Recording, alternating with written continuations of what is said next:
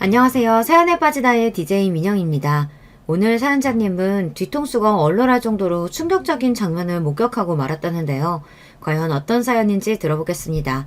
오늘도 두 가지 사연 준비되어 있는데요. 끝까지 함께 해주실 거죠? 그럼 오늘의 사연 바로 시작해 볼게요. 구독과 좋아요 잊지 말고 꾹 눌러주세요. 안녕하세요. 저는 50대 후반 아줌마입니다. 젊어서 이래저래 고생을 좀 하고 살아서 나이가 들면 좀 걱정 없이 편하게 살고 싶었거든요. 그런데 환갑을 바라보는 나이에도 젊을 때랑 전혀 변한 거 없이 참 피곤하게 힘드네요. 저는 결혼 전에는 친정부모님의 가난 때문에 힘들었고, 결혼 후에는 시부모님 시집살이에 힘들었습니다. 부모님들이 연세가 드시면 좀 나을까 했는데 연세가 드시니 자식을 더 힘들게 하시더군요. 그런데다가 딸까지 손녀를 낳아서 오히려 저는 2배로 더 바빠졌어요. 큰딸이랑 사이가 둘 다 승무원이에요. 둘이 육아휴직을 번갈아 쓰면서 애를 본다고 해도 부모 입장에는 영 미덥지 않다 보니 제가 수시로 딸네 집에 가서 도와줘야 했습니다. 그런데 얼마 전에 딸아이가 저녁을 같이 먹다 저에게 조심스레 이야기하더군요. 엄마, 김서방 석 달 있으면 육아휴직도 끝나서 슬슬 어린이집 알아보려고 하는데 아무래도 우리 동네 어린이집보다 엄마네 아파트 단지의 어린이집이 낫겠지? 제가 제 속으로 낳은 자식인데 그 속을 모를 리가 있나요? 딸은 은근슬쩍 저에게 아이를 봐줄 수 있는지 떠보는 거였습니다. 그래, 엄마네 근처로 구하면 엄마가 왔다 갔다가 하면서 봐줄 수 있으니까 좋지. 근데 애가 아직 2돌도 안 됐는데 어린이집 보내도 돼? 엄마는 괜찮으니까 엄마가 1년 더 봐줄게. 어린이집은 천천히 보내. 엄마, 너무 고마워. 안 그래도 어린이집 보내는 문제로 김서방이랑 싸워서 속상했는데 엄마 덕분에 살았다. 워낙 똑부러지고 독한 딸이라 큰애가 우는 건 어릴 때 이후로 본 적이 없는데 애 낳고 마음고생을 하기는 했는지 애가 고맙다고 울더라고요. 그 모습을 보니 저도 모르게 눈시울이 붉어졌습니다. 애 낳으면 원래 부부끼리 싸울 일이 많아. 근데 너 나가서 일하느라 힘든 거 알면서 김서방이 또 뭐라고 했길래 둘이 싸웠어. 왜? 김서방은 어린이집 보내기 싫대? 제 자식도 어려운데 남의 자식은 얼마나 어렵습니까? 저처럼 딸내 아이 봐주는 분들은 아시겠지만 애 보기도 힘든 와중에 사위 눈치 보는 게 더 힘들었어요. 제 딸한테야 할 말이 있으면 하지만 사위는 매일 봐도 내 자식이 아니니 한마디 하기도 어렵잖아요. 괘씸한 게 김서방은 당연히 엄마가 애 봐주는 거로 생각하더라고. 시부모님은 장사하시니까 애 못 본다고. 그래서 내가 기분 나빠서 한마디 했거든. 우리 엄마가 왜 당연하게 우리 애를 보냐고. 그랬더니 그럼 어떡하냐고. 저 어린 걸 2돌도 되기 전에 남의 손에 맡기냐고 괜히 자기가 막 화를 내더라. 딸이 저에게 미안해서 애 봐달라는 말을 못했나 봐요. 그래서 괜히 사위랑 둘이 티격태격 한 거죠. 엄마한테 진작 이야기를 하면 되지. 그런 거 가지고 뭐하러 김서방이랑 싸워. 엄마랑 아빠 평생 싸우고 사는 거 보고 자라서 지겹다며. 너라도 남편이랑 싸우지 말고 잘 살아. 엄마 뻔히 힘든 거 아는데 내 자식까지 맡기기 미안해서 그렇지. 딸은 저에게 손녀를 봐달라고 말하는 게 많이 미안한지 고개를 못 들더라고요. 저는 오히려 그런 딸이 안쓰러워서 괜찮다고 걱정하지 말라고 했습니다. 제가 다 키워준다고요. 엄마 고마워. 나랑 김서방이 앞으로 엄마한테 정말 잘할게. 됐어. 엄마는 너랑 김서방만 안 싸우고 알콩달콩 살면 그거로 좋게. 너는 절대 엄마처럼 살지 마. 알았지? 제 말은 진심이었습니다. 제가 자식들에게 해줄 수 있는 거라고는 고작 애 봐주는 거 정도밖에 없었지만 그거라도 자식들에게 도움이 된다면 기꺼이 해주고 싶었어요. 사실 큰딸이 저에겐 좀 아픈 손가락이에요. 큰애라 그런지 자기 속내를 솔직하게 이야기하지도 않고 힘든 일은 항상 본인이 떠안으려고 합니다. 그래서 저도 큰딸이 좀 어려워요. 결혼하기 전에는 더 그랬는데 그나마 아이 낳고 육아휴직 하면서 1년 동안 매일 붙어있다 보니 그래도 엄마인 제가 의지가 좀 되기는 하는지 딸도 저에게 힘들다고 말도 하고 사위 욕도 하고 하더라고요. 남들은 자식이 그러면 귀찮다고 하는데 저는 은근 기분이 좋았어요. 사실 큰딸이 소년 낳기 전에는 저와 사이가 썩 좋지 않았거든요. 둘째 딸이나 막내하고는 그렇지 않은데 이상하게 큰애랑 둘이 있으면 그렇게 싸웠어요. 첫애라 저도 못 모를 때 낳아서 키우느라 실수도 많이 하고 애를 고생시키기는 했지만 그래도 그렇지 애가 무뚝뚝해도 너무 무뚝뚝해요. 사춘기가 심하게 와서는 제가 가깝게 지내려고 노력해도 애가 자꾸 밀어내더라고요. 더군다나 제 속으로 낳은 자식인데도 저랑 뭐 하나 비슷한 게 없어요. 성격이나 취향, 취미, 심지어 식성까지 저보다 남편을 많이 닮았습니다. 저는 그냥 눈에 보이는 대로 너는 아빠를 많이 닮았다고 이야기한 건데 큰딸은 제가 말만 해도 과민하게 반응했습니다. 네 생일이라 오랜만에 나가서 외식 좀 하려고 했더니만 너는 어쩜 입맛까지 네 아빠를 닮아서 기껏 생일날 추어탕을 끓여달래. 제 속으로 나왔지만 참 희한해요. 저는 추어탕이니 청국장이니 냄새나는 음식은 입에도 안 되는데 애 셋 중에서 유독 큰딸만 그런 음식을 좋아해요. 애들이라면 환장하는 피자나 치킨보다 순댓국이니 국밥이니 이런 걸 덜 좋아했어요. 나가서 먹는 것도 별로 안 좋아하고요. 내 생일이라 먹고 싶은 거 있으면 말하라고 해서 말한 건데 기껏 말했더니 왜 또 아빠까지 끌어들이면서 뭐라고 해. 해주겠다는 거야 말겠다는 거야.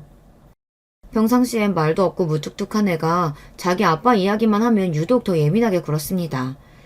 심지어 제가 별뜻 없이 남편 이야기를 해도 듣고 싶어 하지 않았어요. 큰딸이 20살이 되자마자 독립해서 나가 살았어요. 중학교 때부터 자기는 대학 가면 무조건 나가 살 거라고 노래를 부르더니만 정말로 대학 입학하자마자 나가더라고요. 공부하느라 바빴을 텐데도 혼자 틈틈이 아르바이트해서 월세 보증금을 모아뒀더라고요. 솔직한 마음은 저나 남편이나 큰딸을 내보내고 싶지 않았지만 큰딸 마음이 워낙 강경해서 말릴 수가 없었어요. 한편으로는 딸이 이해가 됐거든요. 이 지긋지긋한 집구석 얼마나 나가고 싶으면 그랬을까 싶어서요. 당시에 집도 좁은데 한 달의 절반을 시부모님이 와 계셨기에 애들이 힘들어하긴 했어요. 더군다나 시부모님이 집에 오실 때마다 저에게 시집살이 시키는 걸 자식들이 매번 보다 보니 저보다 더 스트레스를 받는 것 같더라고요. 저도 제 자식들이 힘들어하는 거 보기 싫죠. 더군다나 시부모님께 시집살이 당하는 건 더 싫고요. 하지만 그 당시엔 제가 할 수 있는 일이 없었어요. 시부모님이 지방에 사셨는데 두 분 다 연세가 들어서 둘이 살기 힘들다는 핑계로 한 달에 반은 우리 집에 또 반은 동선에서 보내셨거든요. 애도 많고 집이 좁아서 싫다고 하고 싶어도 제가 말 한마디 할 수 없었던 게 제가 조금만 시부모님께 싫은 티를 내면 남편이 난리를 쳤습니다. 결혼 전에 알았어야 했는데 제가 평생 이러고 살 줄은 꿈에도 몰랐어요. 시댁에 재산이 좀 있다는 말에 혹해서 뒤도 안 돌아보고 결혼한 건데 이게 돈만 있다고 해서 사람이 행복한 건 아니더라고요. 심지어 재산이라고 해봐야 시부모님이 손에 꼭 쥐고 계시니 시부모님이 아무리 재산이 많다고 해도 저나 남편은 빈털털이었어요. 남편은 전기회사에 다니는 기술자예요. 기술이 있어서 회사에서 잘릴 일은 없었지만 월급이 쥐꼬리라 남편 월급 가지고 애새 키우기는 항상 빠듯했습니다. 제가 애새 키우면서 아르바이트를 하지 않으면 집안이 돌아가질 않았어요. 시댁은 대대로 재산이 많은 집이라 대궐 같은 기와집에다가 그 집 근처에 있는 땅이랑 산이 다 시아버지 거예요. 남편은 시부모님이 돌아가시면 그 재산 다 장남인 본인에게 올 거라고 기대하면서 시부모님 말이라면 항상 덜덜했습니다. 하지만 제 생각은 달랐어요. 남편이 장남이긴 해도 남편 밑에 시동생보다는 사람이 좀 모자라요. 직장도 시동생보다 변변찮고 저도 동서에 비하면 잘난 게 하나도 없습니다. 시부모님도 항상 저희네와 동서네를 비교하시는데 은연중에 동서와 시동생을 더 챙기시고 예뻐하시는 게 제 눈에는 보여요. 아무것도 모르는 남편은 시동생에게 지지 않기 위해 부단히도 노력합니다. 그 덕분에 저와 동서만 매번 시부모님 시중을 들어야 했죠. 시부모님은 그리 의리한 집을 놔두고도 항상 좁은 아들네 집에 와서 며느리들의 시중을 들게 하셨어요. 말은 본인들이 연세가 들어서 밥도 못 해먹을 정도로 힘들어서라고 하지만 우리 집에 와서 저한테 잔소리 하실 때 보면 아주 힘이 넘치세요. 그때가 20년이 지났는데도 시부모님의 잔소리는 아직도 또렷하게 기억이 나요. 항상 동서랑 비교하시면서 제가 차려준 밥상을 한 번도 맛있다고 한 적이 없어요. 이래서 집안의 맏며느리는 잘 들어와야 하는 건데 애미가 워낙 없는 집에서 자라서 그런가. 애미 너는 왜 그렇게 손이 작냐? 식구가 몇인데 고기를 이것밖에 안 했어? 부자면 뭐래요. 매달 며느리 집에 와서 지내시면서도 그 흔한 용돈 한 번 안 주는데 남편 월급 가지고 애들 키우면서 한 달에 절반씩 시부모님까지 모신다는 게 현실적으로 가능하지가 않아요. 그런데도 시부모님은 매번 제가 차린 밥상 가지고 저를 나무라셨습니다. 그러게 둘째네랑 이렇게 차이가 나네. 작은애는 확실히 친정이 잘 살아서 그런가 애가 상 차리는 것부터 집안 살림하는 것까지 얼마나 야무진지 몰라. 음식도 간이 딱딱 맞는다니까. 근데 너는 친정에서 뭘 배웠길래 시부모님 드시는데 반찬이 이렇게 부실하냐? 그러게, 어머니 아버지 오셨는데 당신은 반찬이 이게 뭐야. 내일은 신경 좀 더 써. 아버지 어머니, 제가 내일은 퇴근하고 오면서 닭이라도 몇 마리 튀겨올 테니까 오늘만 그냥 좀 드세요. 매일 듣는 잔소리라 이골이 날 지경인데도 항상 옆에서 거드는 남편 때문에 더 미웠습니다. 생활비라고는 쥐꼬리만큼 줘서 매번 막내 없고 여기저기 아르바이트까지 하러 다니게 하면서 뭐가 잘났다고 저런 소리를 하는지 몰라요.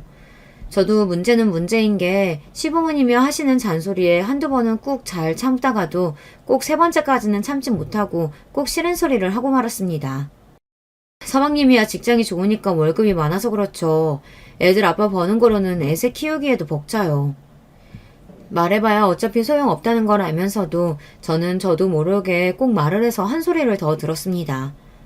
어머, 얘 시부모님 앞에서 말하는 것 좀 봐. 너 지금 우리 앞에서 내 아들 능력 없다고 무시하는 거니? 너는 어쩜 맏며느리라는 애가 그렇게 생각이 없냐? 아이고, 내가 살다 이제 별꼴을 다 본다. 이제 내가 죽을 때가 됐나 보다. 며느리가 시아버지 앞에서 아들 자식 욕하는 거나 듣고 있고. 아버지, 무슨 소리를 그렇게 하세요. 저희가 잘못했어요. 당신 빨리 어머니 아버지께 사과 안 해? 남편은 저에게 빨리 잘못했다고 빌라고 난리였습니다. 저는 한숨이 절로 나왔어요. 하루 종일 시부모님 밥상 차리고 청소하고 빨래까지 해다 바치면서 이제는 말 한마디 했다고 빌기까지 하라네요. 그때였어요. 전혀 생각지도 못한 일이 벌어졌습니다. 할머니, 할아버지, 우리 엄마가 해주는 밥 맛 없으면 우리 집에 안 오면 되지. 왜 자꾸 와서 우리 엄마 힘들게 만들어요?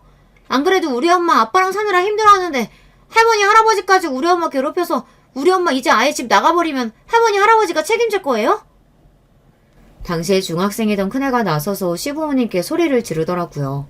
저는 놀라서 큰애에게 왜 그러냐고 방에 들어가라고 했습니다. 그런데도 딸은 씩씩거리면서 시부모님을 노려봤어요. 뭐야? 이 기집애가? 어디 감히 되바라지게 어른들이라 끼어들어? 예미 너는 대체 딸려 교육을 어떻게 시켰길래 애가 이런 말을 하게 만들어?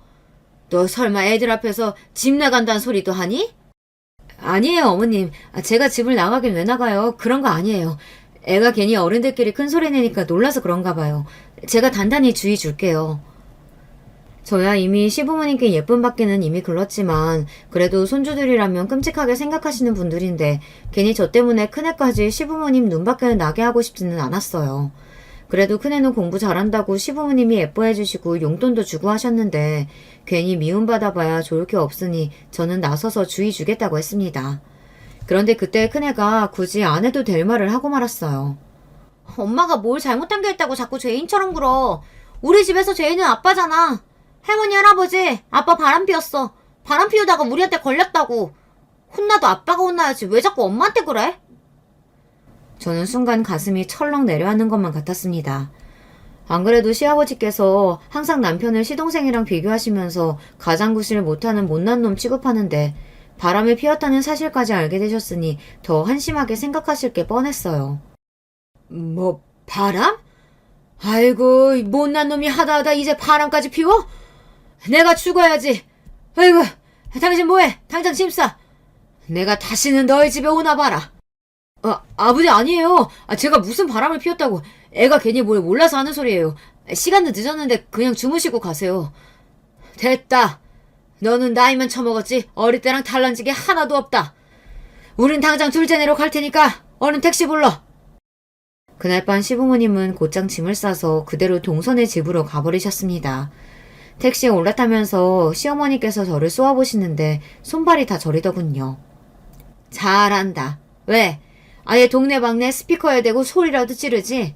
내 남편 바람났다고. 평소 같았으면 저도 안 그래도 동네 사람들이 다 안다고 바로 말대꾸를 했겠지만 그날은 그럴 힘도 없었어요. 제가 그때까지 힘겹게 참고 산 세월이 한순간에 와장창 무너지는 것 같더라고요. 더군다나 적반하장이라는 말에 딱 맞게 그날 저녁 남편이라는 인간은 본인이 저지른 일은 모르고 오히려 저와 큰애에게 소리를 질렀습니다. 잘한다 잘해. 어미라는 게 자식 입단속 하나 못 시켜서 이런 사단을 만들어. 이제 다시는 우리 집에 안 오신다는데 이러다가 아버지 재산 다 재영이 놈한테 가면 당신이 책임질 거야? 바람은 네가 피워놓고 내가 그걸 왜 책임져? 나도 모르겠으니까 쓸데없는 소리 하지 말고 들어가서 잠이나 자. 안 그래도 속 시끄러워서 죽겠는데 남편까지 자꾸 짜증나는 소리를 하니 머리가 터질 것만 같았습니다. 더군다나 문제는 거기서 끝이 아니었다는 거예요. 다음날 오후 동서에게 연락이 왔는데 저는 더 황당한 일을 겪었습니다. 오랜만에 전화를 건 동서가 제게 따지듯 말을 하는데 기가 막히더군요. 형님은 이번 주까지 아버님 어머님 모시기로 하셨으면 약속을 지키셨어야죠. 연락도 없이 그냥 가시라고 하면 어떡해요. 제가 어젯밤부터 얼마나 고생했는 줄 아세요? 물론 제가 동서였어도 연락도 없이 갑자기 시부모님이 들이닥쳤으니 화가 날만 합니다. 하지만 동서도 어제 우리 집에서 있었던 일을 이미 다 들었을 텐데 저에게 따지듯 이야기를 하니 기분이 좋지는 않더군요. 우리도 어제는 일이 많아서 내가 미처 동서한테 연락을 못했네. 미안해. 근데 동서도 어머님 아버님 성격 알잖아. 우리가 말린다고 안 가실 분들인가? 그러게 자식 단속을 하셨었어야죠. 애가 할머니 할아버지 앞에서 그런 소리까지 하게 하시면 어떡해요. 암튼 수정이 걔도 진짜 애가 참 독해요. 자기 아버지 바람 피웠다는 소리를 어떻게 표정 하나 안 변하고 그렇게 독하게 어른들 앞에서 한대요? 저를 무시하고 저를 함부로 대하는 건 상관없어요. 시댁에서 항상 제가 당하던 일이니까요. 하지만 제 자식까지 저랑 같은 취급을 하는 건 아무리 어리석은 저라도 참을 수가 없었습니다. 동서가 뭘 한다고 우리 수정이에 대해 떠들어? 우리 수정이가 얼마나 속상했으면 그랬겠어. 암튼 어머님 아버님 일은 미안하지만 어쩌겠어. 이제 우리 집은 안 오신다는데. 앞으로는 동서가 알아서 좀 해줘. 형님, 아주버님 바람 피웠다고 이제 시댁이고 뭐고 신경 안 쓰시는 거예요? 그러다가 아버님께서 아주버님한테 아무것도 안 물려주셔서 낙동강 오리알 되면 어쩌려고 그러세요? 동서는 원래도 본인이 대학도 나오고 친정이 좀 잘 산다고 제 앞에서 어지간히 잘난 척을 했었어요. 저야 대학 문턱 구경도 못했고 친정도 구질구질 하다 보니 의뢰에 기가 죽어 지금까지 동서 앞에서 제대로 말도 못했었지만 이제는 그게 다 무슨 소용인가 싶더라고요. 거지 같은 남편이랑 꾸역꾸역 참고 산 게 자식들 때문이었는데 자식들도 제가 참고 지질궁상으로 사는 건 싫다고 하니 저도 더는 참고 있을 필요가 없겠더라고요. 그깟 재산 좀 받겠다고 사람 개무시하는 시부모님 시중 들고 사느니 나는 그냥 재산 안 받고 마음 편하게 살래. 그게 낫겠어. 형님 진심이시죠? 괜히 나중에 저희가 시부모님 재산 다 물려받는다고 그때 가서 달라고 하시지나 마세요. 저는 진심이었습니다. 사실 생각해보니 제가 시부모님한테 백날 잘해봐야 시부모님이 저한테 재산을 주시겠어요. 당연히 남편한테 주겠죠. 남편이라는 인간 수중에 돈이 있어봐야 저한테 좋을 게 하나도 없는데 제가 고생해서 참고 살아봐야 좋을 거 하나 없겠더라고요. 지금까지 고생하며 산 것도 억울한데 이제라도 할 말은 하면서 살아야겠다 다짐했습니다. 저는 단지 자식들에게 참 미안해요. 부모가 못나서 평생 지지고 볶고 엉망으로 사는 꼴만 보고 살았으니 애들도 얼마나 힘들겠어요. 성인이 되자마자 집을 나가겠다는 큰딸 마음도 한편으로는 이해가 됐어요.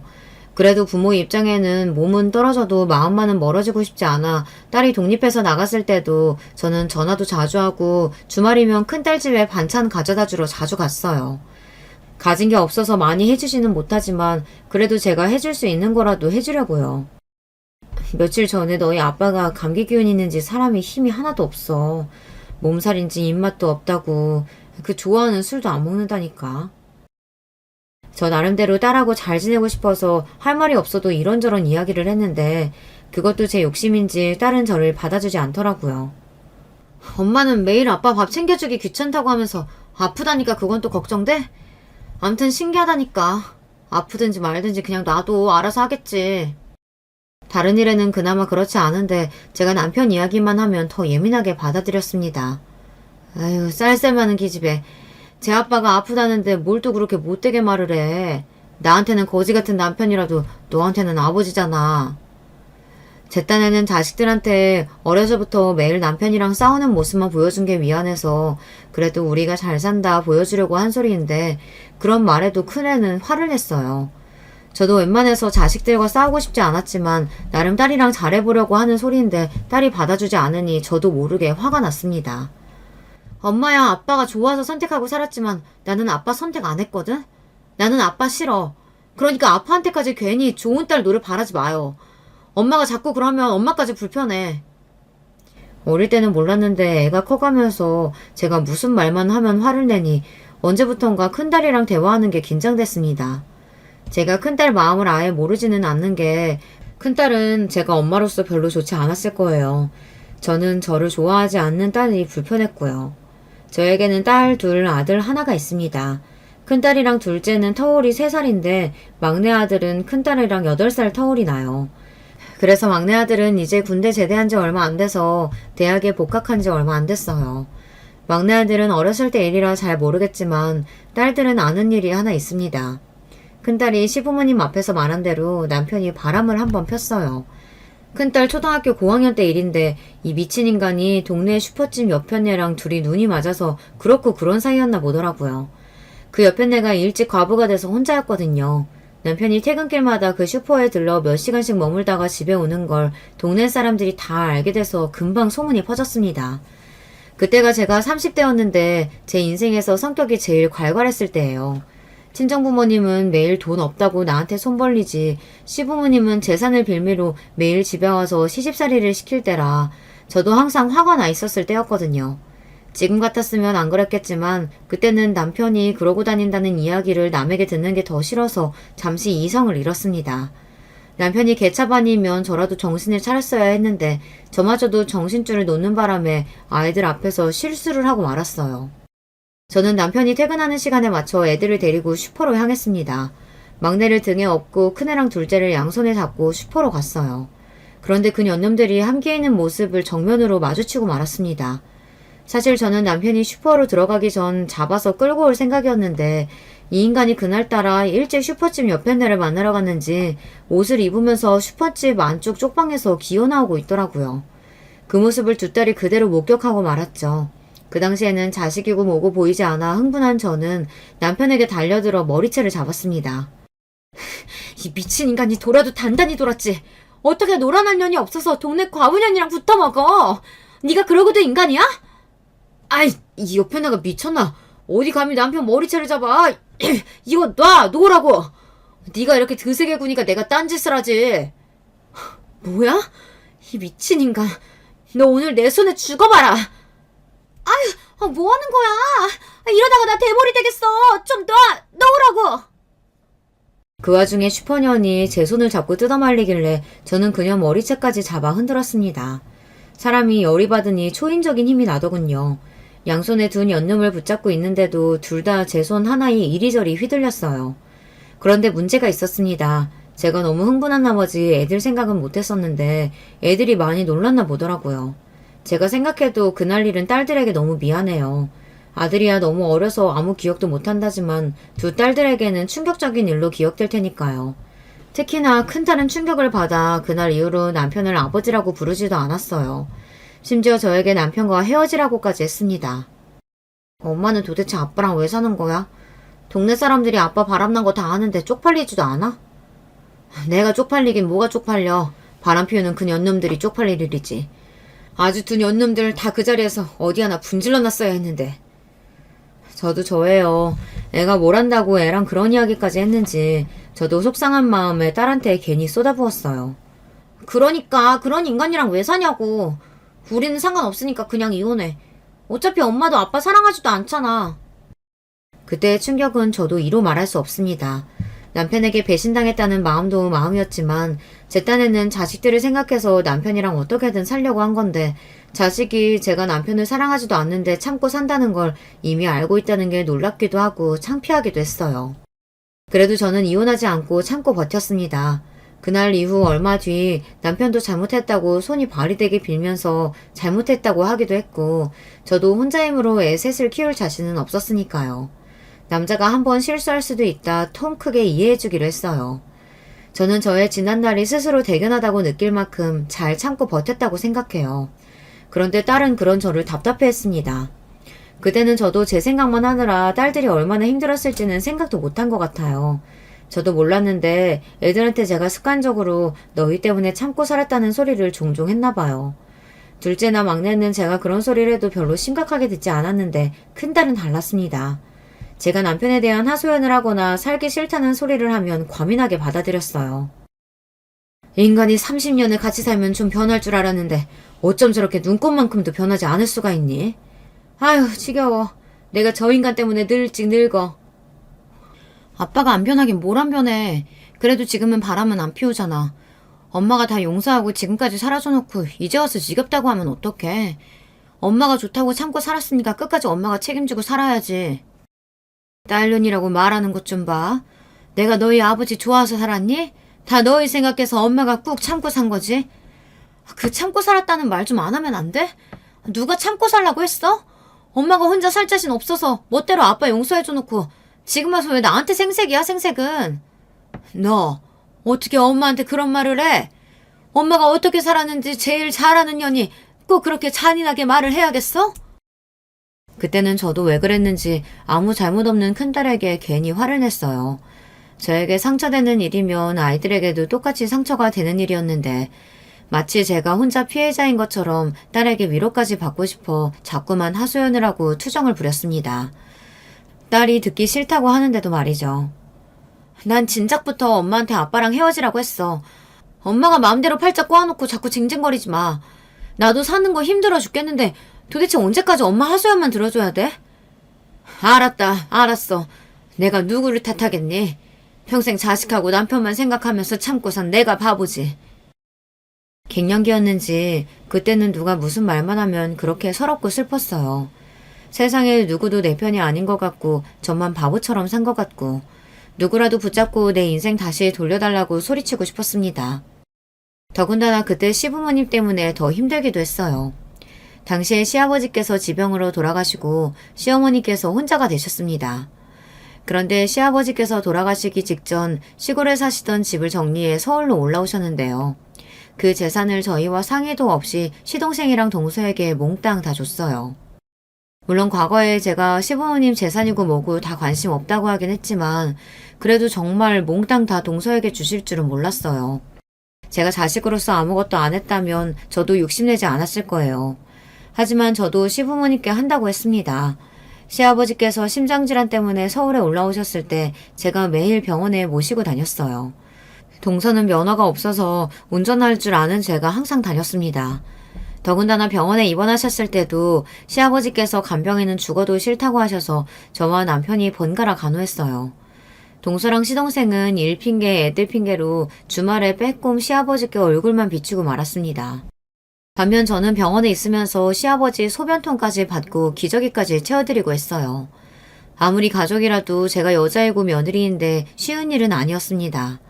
시아버지도 고맙기는 했는지 저한테 웬일로 고맙다고 저 같은 며느리 세상에 없다고 하셨어요. 내가 죽을 때가 되긴 했나 보다. 딸도 아니고 어쩌다 며느리 시중까지 봐봤고. 그런 말씀 하지 마세요. 아버님 며느리로 30년 넘게 살았는데 딸이나 마찬가지죠. 시아버지도 쇠약해지시긴 하셨는지 몸도 많이 야이고 많이 마르셨어요. 몇 년 전까지만 해도 저에게 소리 지를 때 보면 무서운 호랑이 같았는데 어느새 많이 늙으셨더라고요. 그래. 며느리면 딸이나 마찬가지지. 고맙다. 어디 세상에 얼굴 한번 안 구기고 시아버지 기저귀까지 갈아주는 며느리가 있겠어. 너 같은 며느리는 어디에도 없을 거다. 평소에 시아버지라면 시침 뚝 떼고 뻔뻔하게 구실 줄 알았는데 그래도 며느리한테 기저귀까지 갈게 하는 건 아무래도 민망하셨는지 병원에 있는 동안 저에게 딸 같다, 고맙다, 좋은 말만 해주시더라고요. 그때 시동생이랑 동서는 뭘 했느냐고요? 시동생은 간호하는 대신 시부모님께 돈으로 드렸어요. 본인 일도 바쁘고 동서도 무릎이 안 좋아서 왔다 갔다 못한다고 돈 없는 저희에게 병원 일을 다 떠넘겼습니다. 그런 시동생이 얄미워 저는 남편에게 투덜거렸어요. 도대체 서방님이랑 동서는 뭘 하는 거냐고요. 어떻게 시아버지가 6개월 넘게 병원 신사를 지시는 동안 한 번도 들여다보지 않냐고 따졌어요. 그래도 이 인간이 웬일로 저에게 미안하긴 했는지 시동생이랑 동서를 만났을 때 한마디 하기는 하더라고요. 재영이 너는 아무리 바빠도 아버지 병원 계실 때 한번 들여다보긴 해야지.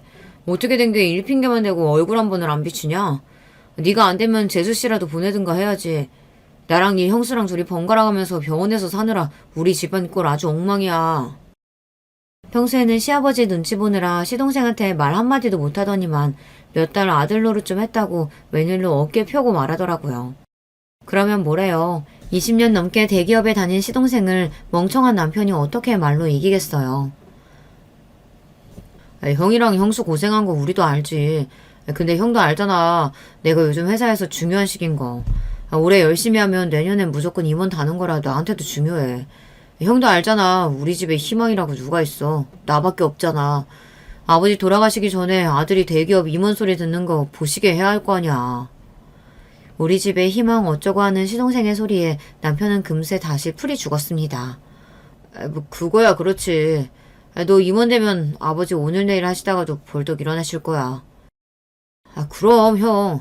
나도 힘들다니까. 장남인 형이 잘 나가봐. 막내 내가 이렇게 열심히 직장 생활할 필요가 뭐가 있냐고. 그래. 내가 능력이 없어서 우리 막내가 고생이 많다. 에이, 형은 뭘 또 그렇게까지 말해. 각자 자기가 잘하는 거 하면서 사는 거지. 형수, 죄송해요. 아버지 간호하느라 많이 고생하셨죠? 근데 형수도 참 대단해요. 애들 엄마는 워낙 마음이 어리고 몸이 약해서 아버지 병간호는 죽어도 못하겠다는데 형수는 어떻게 몇 달을 하셨어요? 감사해요. 아버님이 죽어도 간병인은 싫다고 하시는데 뭐 방법이 있나요? 할 수 있는 사람이 해야죠. 시동생의 여우 같은 말솜씨에 금세 저나 남편이나 다 말려들었어요. 저도 마음 같아서는 하고 싶은 말이 많았지만 말해봐야 뭐 하겠어요. 무슨 말을 해도 시동생 말솜씨를 이길 수가 없을 텐데요. 더군다나 돈 없으면 몸으로라도 때워야지 어쩌겠어요. 저나 남편이나 둘 다 능력이 없으니 할 수 없는 노릇이었죠. 거기다가 남편은 한편으로 우리가 바로 곁에서 수발을 다 들었는데 설마 시아버지께서 그냥 입 싹 닫겠냐고 끝까지 기대했어요. 그런데 저희에게 떨어진 콩고물은 하나도 없었습니다. 이유는 간단했어요. 동서가 미리 선수를 쳤더라고요. 아버님 돌아가시면 어머님은 저희가 모실게요. 걱정하지 마세요. 몰랐는데 저나 남편이 병원에서 시아버지 병간호를 하고 있을 때 동서는 매일 시어머니를 모시고 여기저기 놀러다니며 시어머니에게 점수를 따고 있었더라고요. 그러면서 시아버지가 돌아가시면 본인들이 시어머니를 모실 테니 걱정하지 말라고 했답니다. 그랬으니 시어머니는 동서에게 홀라당 넘어가서 시아버지에게 집을 판 재산을 다 둘째네에게 주라고 하신 거예요. 당신 없으면 나 혼잔데 그 까마득한 세월을 외로워서 어떻게 살아. 그래도 우리 착한 둘째 며느리가 고맙게도 먼저 나 데리고 살아준다는데 당연히 재산이든 뭐든 우리가 있는 건 다 둘째네 줘야지. 아이고 우리 둘째가 그런 생각을 다 하고 역시 대학물 먹은 며느리는 다르다니까. 기특하네 기특해.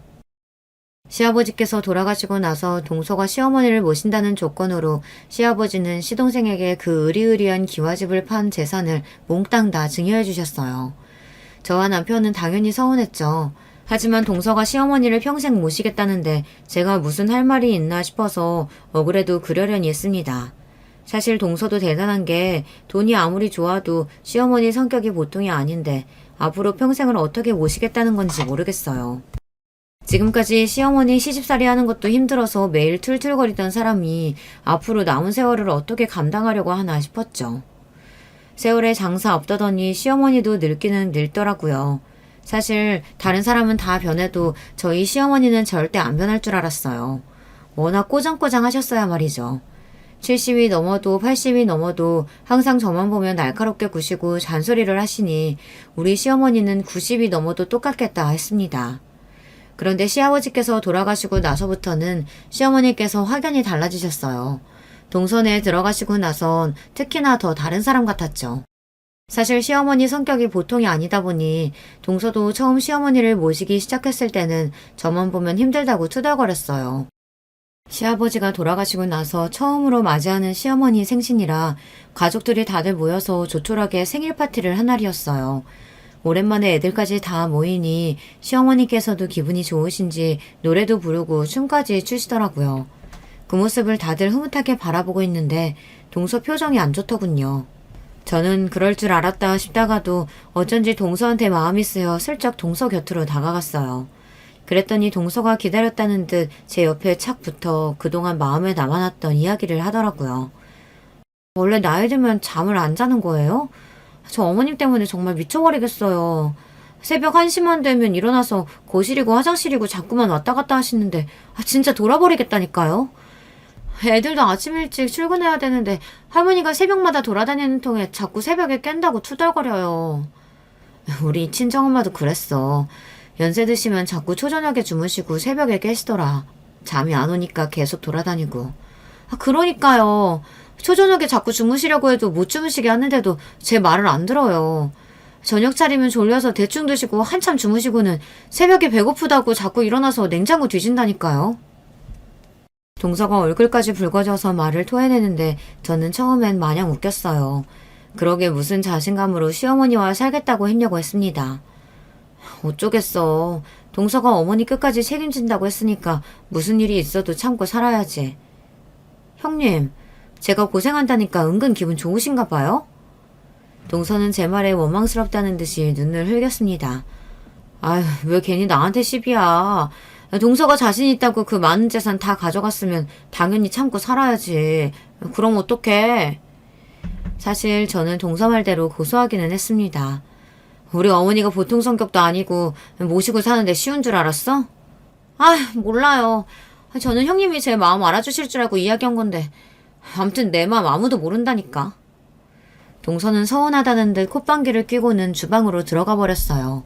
그 뒷모습을 보는데 동서가 어머니를 모시고 사는 게 힘들기는 힘든지 살이 많이 빠지기는 했더라고요. 그 후 1, 2년 동안도 시어머니랑 사는 게 힘들다고 매일 우는 소리를 하더니만 그래도 점차 참을만 한지 얼마 전부터는 별말 없었어요. 저는 이상해서 동서에게 물었습니다. 전에는 만날 때마다 어머니 때문에 힘들다고 우는 소리 하더니만 오늘은 조용하네. 안 그래도 어머니가 자꾸 잠을 안 주무시길래 낮에 문화센터도 모셔다 드리고 수영장도 다니고 했더니 전보다 피곤하신지 좀 주무시더라고요. 확실히 전보다는 나아졌어요. 동서가 확실히 머리가 좋은 사람이라 그런지 머리를 쓰긴 썼더군요.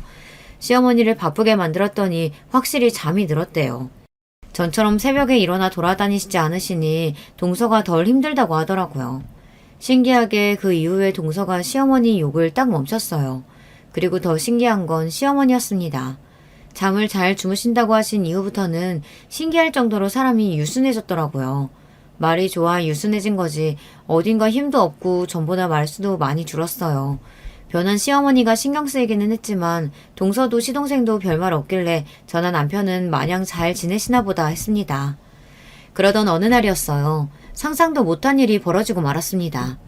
얼마 전부터 좀 이상한 일이 있었습니다. 시어머니께서 당뇨가 있어서 저랑 3달에 한 번 약을 타러 병원에 가요. 최근에 약을 탈 일이 있어서 시어머니를 모시고 병원에 가는데 시어머니가 좀 이상하더라고요. 동선의 집에서 병원까지 차로 20분밖에 안 걸리는데 그 사이에 잠이 드셨어요. 그러더니 병원에 도착해서 깨워도 일어나질 않으시더라고요. 제가 어깨를 흔드는데도 세상 모르고 주무셨어요. 저는 아무래도 이상해서 동서에게 전화를 걸었습니다. 병원에 도착했는데도 시어머니께서 일어나질 않는다고요. 그러자 동서가 하는 말이 요즘 시어머니께서 부쩍 잠이 많아지셔서 툭하면 낮잠을 잔다고 하더라고요.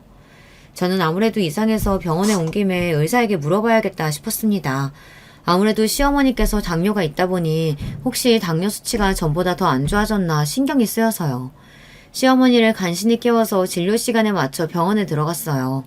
피검사랑 소변검사를 하고 진료실에 들어갔는데 의사 말이 당뇨 수치는 전에 왔을 때랑 별로 차이가 없다고 하더라고요. 약도 드시던 대로 그대로 먹으면 될 것 같다고요. 저는 걱정이 돼서 의사에게 물었습니다. 요즘 전보다 잠도 많이 주무시고 한번 주무시면 잘 깨지를 못하시는데 괜찮은 거냐고요. 그러자 의사 말이 자고 나서 피곤하지 않으시고 별다른 증상이 있는 게 아니면 괜찮다고 했어요. 물론 시어머니께 다른 증상이 있는 건 아니니 다행이다 싶었지만 제가 보기엔 전보다 말도 없어지시고 어딘가 가라앉아 보이는 게 좀 이상하긴 했다고 말씀드렸어요. 그러자 의사가 걱정되면 며칠 있다가 정밀 검사를 받아보라고 했습니다. 시어머니께서 연세가 있으니 점검 차원에서 검사를 받아보면 좋을 것 같다고요. 저도 그게 좋을 것 같아 다음 주로 병원 예약을 잡아놓고 시어머니를 동선에 모셔다 드리고 왔습니다. 그리고 한 주 뒤 병원에 가기 위해 시어머니를 모시러 동선회에 갔어요. 나 아직 아침 안 먹어서 둘째가 밥 차리고 있어. 큰애 너도 안 먹었으면 같이 먹자. 병원 예약 시간 얼마 안 남았는데 아직 식사 안 하셨어요? 벌써 10시가 넘었는데. 제가 알기론 시어머니는 오전 8시, 9시면 아침을 드시는 걸로 아는데 10시가 넘을 때까지 식사를 안 하셨다고 하더라고요. 저는 놀라서 아침을 차리고 있다는 동서를 찾아 주방으로 들어갔습니다.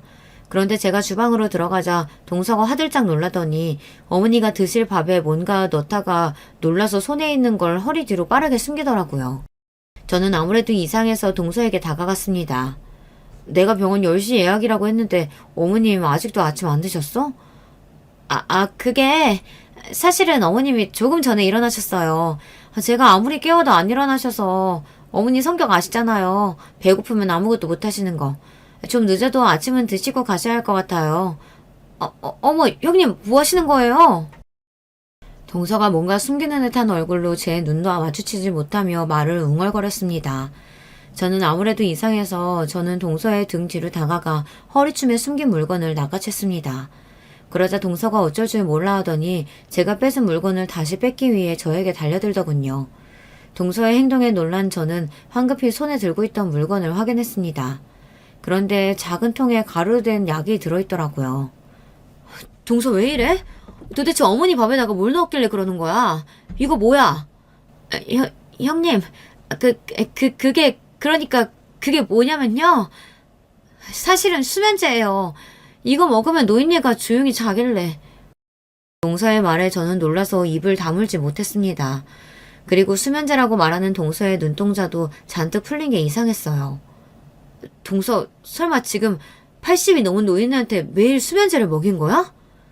저는 너무 황당해서 말도 제대로 안 나오는데 동서는 뻔뻔하게 짝이 없더라고요.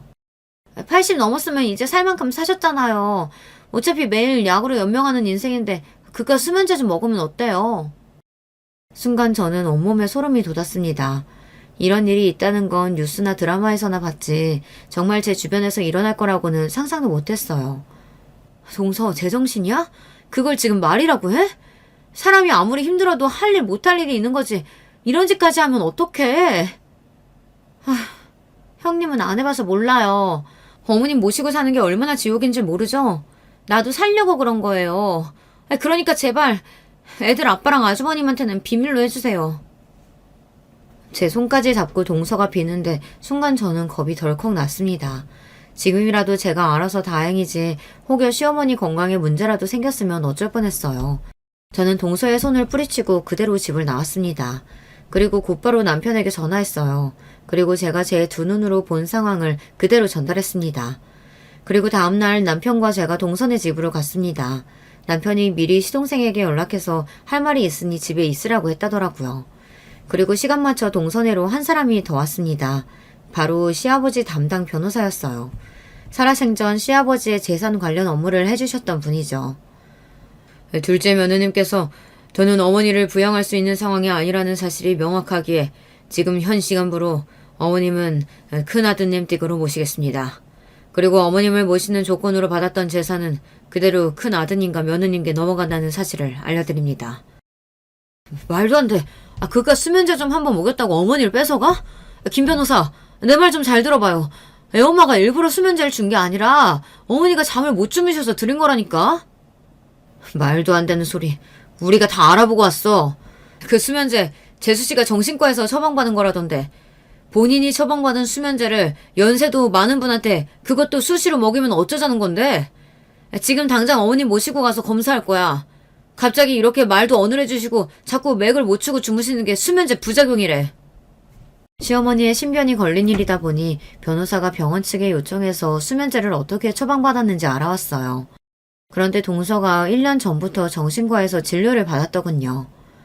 둘째 며느님께서 정신과에서 우울증 진단까지 받으신 상태라 어머님을 모시기엔 어려운 상황이신 것 같네요. 둘째 아드님이 따로 어머니를 부양하실 게 아니라면 예정대로 큰아드님 댁으로 모시겠습니다. 말도 안 돼. 어머님은 저랑 사실 거죠? 그쵸? 그 와중에도 시어머니는 아직도 잠에 취해서 저희가 무슨 소리를 하는 줄도 모르셨어요. 이거 봐. 도대체 수면제를 얼마나 먹였길래 우리 엄마를 저 지경으로 만든 거야? 재영이 너 이 새끼. 네 마누라가 어머니 이렇게 만드는 동안 너는 뭐하고 있었냐? 남편은 시동생의 멱살을 잡았습니다. 그 와중에도 동생과 시동생은 어머니를 끝까지 모시겠다고 소리쳤지만 그럴 수가 없었습니다. 시아버지께서 돌아가시기 전 유언장에 이미 다 정리를 해놓으셨더라고요. 집이며 땅이며 모든 재산은 시어머니를 제대로 부양하는 자식에게 모두 다 증여하겠다고요. 그랬습니다. 결국 시어머니를 우리 집에 모셨어요. 시어머니의 상태는 수면제 과다 복용으로 인한 부작용이 맞았어요. 그 이후 시어머니는 한 달째 병원 치료를 받고 계십니다. 변호사 말이 시부모님의 재산뿐만이 아니라 동서가 시어머니에게 한 행동을 고소해서 위자료까지 받을 수 있대요. 남편과 시어머니는 동서의 행동이 괘씸하다며 지금이라도 당장 살인 미수로 동서를 고소할 것처럼 굴어요. 하지만 저는 그렇게까지 하고 싶지 않습니다. 동서도 시어머니를 모시는 동안 우울증이 생겼어요. 시어머니에게 한 행동은 잘못됐지만 동서의 마음이 아예 이해가 되지 않는 건 아닙니다. 여러분의 생각은 어떠세요? 정말 동서를 고소하는 게 맞을까요? 저는 아직도 마음이 서지 않아 남편을 말리고 있습니다. 우리 집 상황을 객관적으로 들어주신 여러분께서 어떻게 하면 좋을지 댓글로 의견을 남겨주세요. 하나하나 다 읽어보고 참고하도록 하겠습니다. 저도 갑자기 시어머니를 모시게 돼서 마음이 싱숭생숭하지만 여러분의 가정에는 항상 행복한 일만 가득하시길 바라겠습니다. 지금까지 저의 이야기 들어주셔서 감사해요. 안녕하세요. 저는 50대 중반의 여성입니다. 저의 남편은 10년 전에 세상을 떠났습니다. 그리고 저는 남편과의 사이에서 낳은 아들 하나를 키우면서 살고 있습니다. 그 아들이 올해 말에 결혼을 합니다. 이제 아들도 결혼을 시킬 때가 되었고 저도 남편에게 해묵은 감정을 털어버리고 싶어서 이렇게 사연을 보내게 되었습니다. 제가 남편을 왜 미워하게 되었는지 그리고 하나뿐인 아들을 어떻게 애지중지하면서 키우게 되었는지 그 내용이 궁금하지 않으신가요? 그렇다면 오늘 제 사연 끝까지 잘 들어주시길 바랄게요. 저는 가난한 시골의 농부의 딸로 태어났습니다. 제 위로 오빠가 하나 있고 밑으로는 남동생이 있었습니다. 저희 부모님은 매일 하루 종일 고된 농사일을 하시면서도 저희 오빠에게 장남으로서의 기대를 걸고 공부를 열심히 시키셨고 좋은 대학에 가라고 강력하게 권하셨습니다. 오빠는 고등학교 때까지는 부모님의 기대에 조금 부응을 하는 척했는데 서울에 있는 대학에 들어가자마자 학생운동에 뛰어들어 부모님의 기대를 저버렸습니다. 오빠는 서울에 있는 대학교를 다니다가 1년도 채 되지 않아 학생운동에 뛰어들어 시위대회 앞장을 섰습니다. 그러니 어떻게 되었겠어요? 80년대에는 학생운동에 관련되기만 해도 경찰서에 쥐도 새도 모르게 잡혀가잖아요. 그 후로도 오빠는 밥 먹듯이 경찰서에 드나들기 시작했습니다. 그런 오빠에게 아버지는 천하의 불효자식이라고 화를 내시고는 등을 돌리셨습니다. 그런 놈은 내 아들이 아니야. 이제 난 아들 하나뿐인 거야. 당신도 그 놈은 잊어버리고 막내한테나 신경 써. 그러나 어머니는 오빠를 참아 버리겠다는 말을 하실 순 없었어요. 어머니에게는 눈물로 키운 장남이었던 거지요. 그래서 오빠가 구치소에 들어가 있는 동안 매주 일요일마다 오빠를 면회하러 다녀오셨습니다. 그래도 그 애를 버릴 수는 없어요. 지금은 제정신이 아니라서 저러고 다니지만 정신만 차리면 제대로 된 생활을 하게 될 거예요. 난 그 애를 버릴 수는 없어요. 제 아버지는 그런 오빠와 어머니에게 실망하셨고 그 후부터는 제 막내 동생에게 집착하기 시작하셨죠. 아버지는 막내가 오빠보다 더 좋은 대학에 가길 원했지만 그 애는 오빠보다 머리가 좋지는 않아서 그런지 그러진 못했습니다.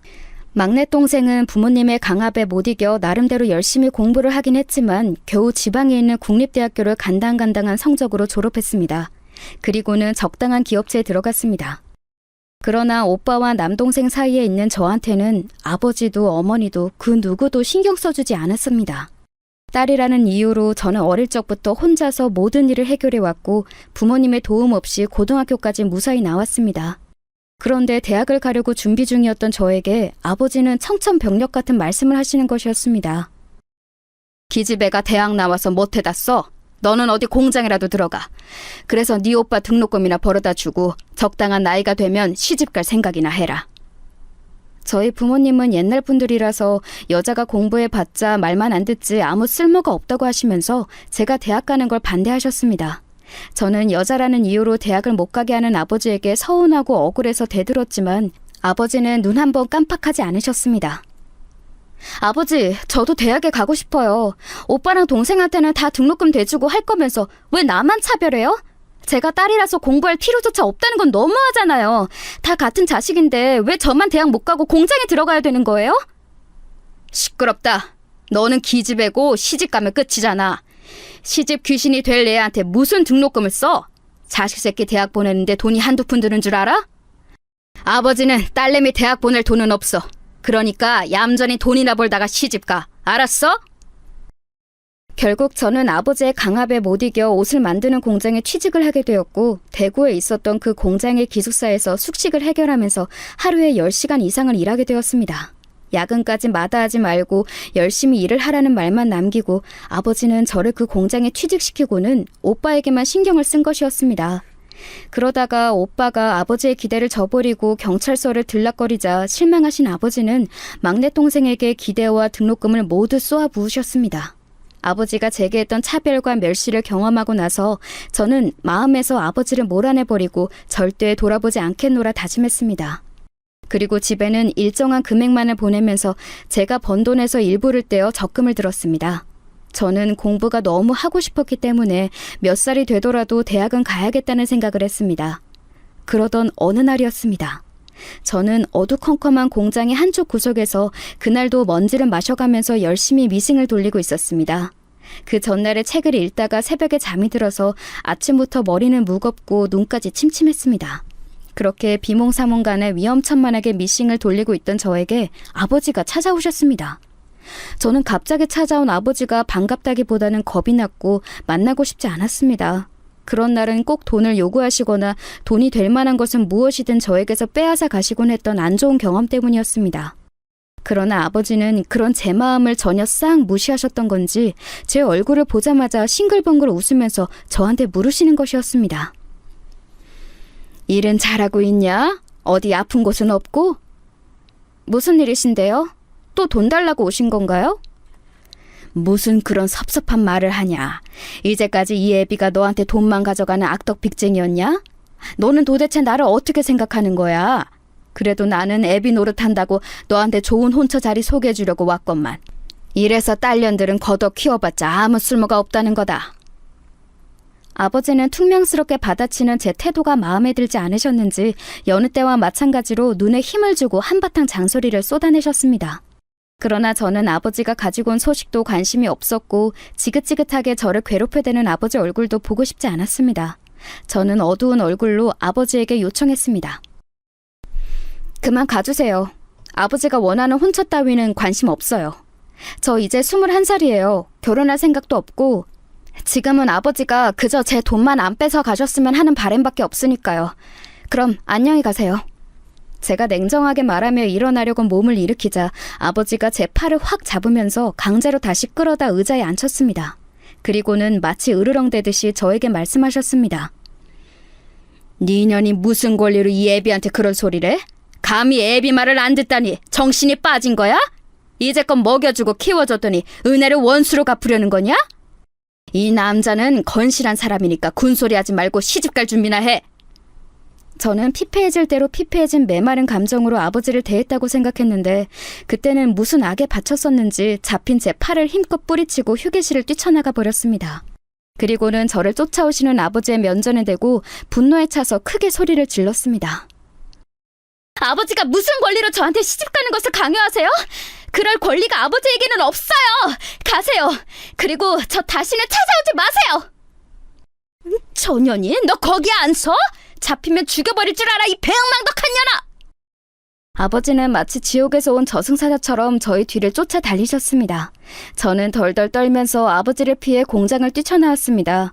그리고 사거리에서 택시를 타고 바로 시외버스 터미널로 가서 가지고 있던 돈을 탈탈 털어 서울로 도망쳤습니다.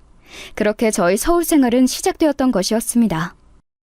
서울로 도망친 저는 달동네에 방을 한 칸 얻고 서울에서 식당 설거지부터 건물 청소까지 온갖 허드렛 일을 해서 돈을 벌었습니다. 혼자 살면서 고등학교밖에 안 나온 여자가 할 수 있는 일은 그리 많지 않았기에 저는 닥치는 대로 뭐라도 해서 악착같이 돈을 모았습니다. 그러다가 가라오케 주점을 운영하던 그 여자를 만났습니다. 처음에는 그 가라오케 주점을 청소하는 일을 했었던 저는 그녀를 언니라고 부르며 잘 따랐고 그 여자도 가난한 저에게 공짜 밥과 지낼 잠자리를 주었습니다. 자기는 왜 이렇게 악착같이 일을 하니? 젊으면 다시 안 돌아와. 젊을 때 놀아봐야 하는데. 여기서 일해볼래? 청소 말고 내가 여기 맡아서 관리해줄 사람 찾고 있는데. 제가 여기서 일해도 될까요? 그런데 전 노래도 못하고 술 따르는 여자가 될 생각은 없어요. 그때는 가라오케 주점에 술 따르는 여자들이 있어서 남자들이 단체로 회사에서 회식이라도 오면 같이 노래 불러주며 분위기도 띄우고 2차도 나가는 여자들이 많았습니다. 그런 여자들은 남자들과 나가면 대부분 불륜이나 몸을 파는 일을 한다고 알고 있었기 때문에 저는 아무리 돈이 궁해도 그런 일은 하고 싶지 않았습니다. 그 이야기를 하자 그 여자는 입맛을 다시더니 제 촌티나는 옷차림을 보고 한숨을 푹 쉬었습니다. 아휴, 그래. 자기는 그런 일 하기엔 조금 촌티는 난다. 몸매 잘 빠지고 키도 큰 것도 아니니까 이 가게 맡아서 경영하고 한 달에 한 번씩 나 만나서 보고만 해주면 돼. 자기 마음대로 경영하고 매달 입금만 잘해주면 난 상관없어. 어때? 해볼래? 예, 그렇다면 할게요. 저는 너무 감사하죠. 저는 사장님의 솔깃한 제안에 기쁘게 그러겠다고 했습니다. 그도 그럴 것이 다른 곳에서 일을 안 해도 거의 제가 뛰던 서너 군데 알바비와 같은 월급을 받을 수 있었고 숙식도 제공이 된다고 하니 얼마나 좋은 조건인가요? 아무리 달동네 방 한 칸이어도 보증금과 다달이 들어가는 월세는 아낄수록 좋잖아요. 저는 방 보증금을 빼서 도로 제 통장에 넣고 주점에 딸린 방으로 이사를 들어왔습니다. 사장님은 가라오케 주점 하나와 룸살롱도 하나 경영하는 서울에서 나름 성공한 큰손이었습니다. 저는 사장님의 요청에 따라 가라오케 주점을 거의 제가 경영하다시피 하는 위치에까지 올랐습니다. 매달 가라오케 주점의 수익을 정산해서 그녀에게 입금해주고 가게도 관리하면서 도우미들도 뽑는 등 젊은 나이에 사장으로서 할 일을 다 했습니다. 그렇게 서울 생활 3년 만에 저는 아끼고 아껴서 돈 5천만 원을 모았습니다. 그 돈으로 서울 외곽에 빌라를 한 채 사서 저는 그 집을 월세로 내놓아 다달이 35만 원의 불로소득을 받게 되었습니다. 제가 그 집을 계약하던 날 사장님에게 동행을 부탁하자 사장님은 놀란 눈치였습니다. 어머, 벌써? 여기서 일한 지 얼마나 됐다고 집 장사를 다 하고. 기집애 능력도 좋다. 너처럼 악착 같은 애는 처음 본다. 젊을 때 경험은 많을수록 좋다고 언니가 말했잖아. 한 살이라도 젊을 때 놀아야 된다고. 나이 더 먹으면 연애도 못해. 얼른 연애 좀 해, 기집애야. 언니, 전 그럴 시간이 없어요. 쓸데없는 일에 청춘을 낭비할 순 없어요. 공부를 하고 싶거든요. 사장님은 연애보다 돈맛을 먼저 알았다고 하면서 저에게 핀잔을 줬지만 저는 한 살이라도 젊을 때 많이 벌어야 한다는 생각뿐이었습니다.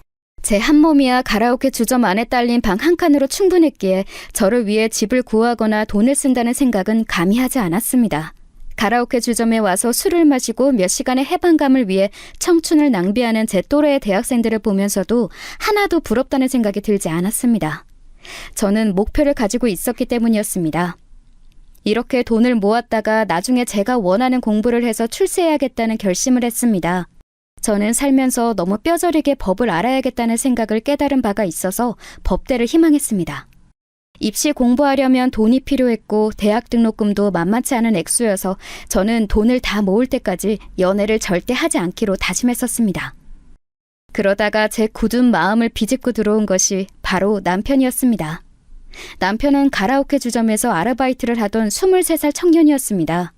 처음에는 속 귀엽고 저에게 말을 걸기는커녕 눈도 잘 마주치지 못하던 남편의 순수한 면에 반해서 저는 알게 모르게 남편이 알바로 올 때마다 떡볶이를 사놓고 기다리기도 하고 커피를 타주기도 하는 등 제 나름대로의 관심을 보였습니다. 영호 씨, 이것 좀 먹어봐요. 저 앞에 시장에서 사온 건데 너무 많아서 좀 남겨놨어요. 아, 고맙습니다. 잘 먹을게요. 누나라고 불러도 되나요? 저보다 2살 위이신 거 아는데. 누나는 무슨, 그냥 이름 부르지. 겨우 2살 차이 정도는 사회에서는 아무것도 아닌데. 그래도 전 부모님께 그렇게 배우지 않았어요. 누나는 누나죠. 예의 있고 깍듯한 그 남자에게 저는 점점 마음을 빼앗겼고 조금이라도 저를 봐주기만을 기다렸습니다. 끈질기게 관심을 갈구하면서 그 남자의 곁에서 맴돌고 있던 끝에 그는 술에 취한 어느 날 저와 하룻밤을 보내게 되었고 그날 밤부터 일주일 후에 군대를 갔습니다.